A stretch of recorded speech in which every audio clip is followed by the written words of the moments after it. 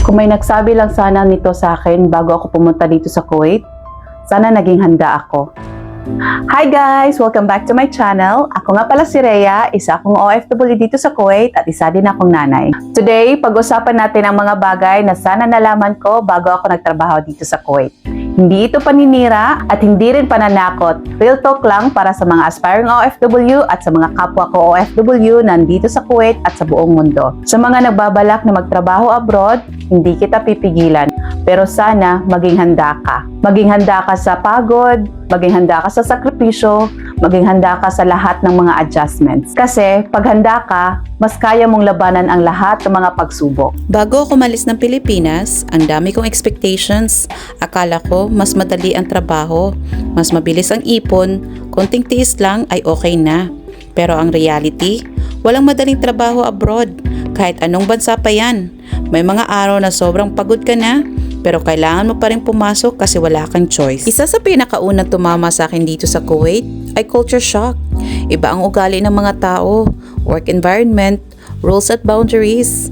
Minsan feeling mo mali ka kahit hindi naman. Kailangan mo talaga mag-adjust emotionally at mentally. Dito ko natutunan na hindi sapat na masipag ka lang. Kailangan matibay ang loob mo. Isa pang bagay na sana nalaman ko noon, hindi laging pantay ang workload. May times na parehas kayo ng sahod pero ikaw lang lahat ang nagtatrabaho. At bilang OFW, minsan tahimik ka na lang kasi ayaw mong mawala ng trabaho. Pero hindi ibig sabihin mahina ka. Ibig sabihin practical ka lang. Pero alam mo ba ang pinakamahirap sa lahat? Ang malayo ka sa pamilya mo. Kahit may video call, kahit updated ka sa lahat, iba pa rin kapag gusto mo silang yakapin. Bilang nanay, mas mabigat. May guilt, may lungkot, may mga araw na gusto mo na lang umuwi. Pero bakit ka nananatili? Dahil sa pangarap? Dahil sa kinabukasan ng mga anak mo? Kung may maibibigay akong advice sa mga papunta pa lang abroad, una, huwag basta maniwala, magtanong, mag-research. Pangalawa, ihanda ang sarili, hindi lang sa trabaho, kundi sa lungkot. Pangatlo, alagaan ang mental health mo. Hindi ka robot.